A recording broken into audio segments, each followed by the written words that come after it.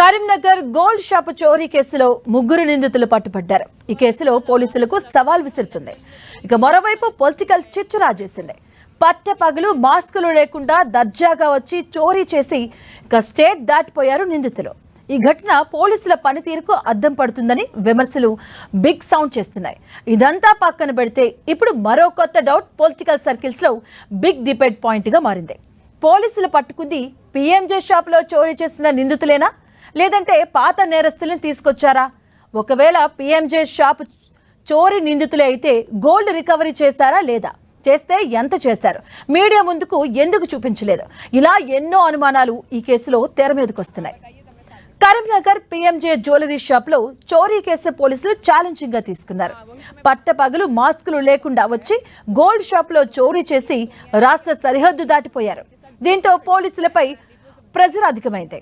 దీంతో పోలీసులు ఉన్నతాధికారులు 20 బృందాలను రంగంలోకి దింపి సాంకేతికతతో ఆధారాలను సేకరించింది.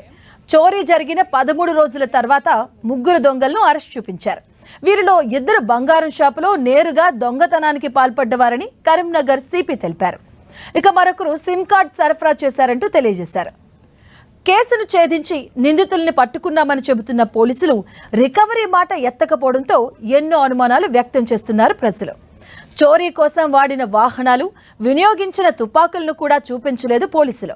అసలు పోలీసులు అరెస్ట్ చేసింది దోపిడీకి పాల్పడిన దొంగలేనా, లేదంటే ఒత్తిడి తట్టుకోలేక పాత నేరస్తులను తీసుకొచ్చి మాయ చూపించారా అన్న చర్చ జిల్లా వ్యాప్తంగా సాగుతుంది.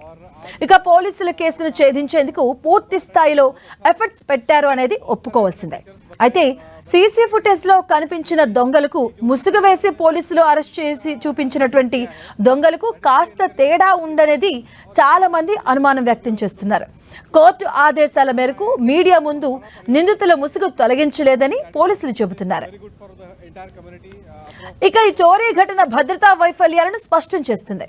అత్యాధునిక పరిజ్ఞానంతో నేరాలను అడ్డుకడుతున్నామని చెప్పే పోలీసులు ఈ కేసులో మాత్రం అప్రతిష్టను మూటగొట్టుకుంటున్నారని అభిప్రాయాలు వ్యక్తమవుతున్నాయి.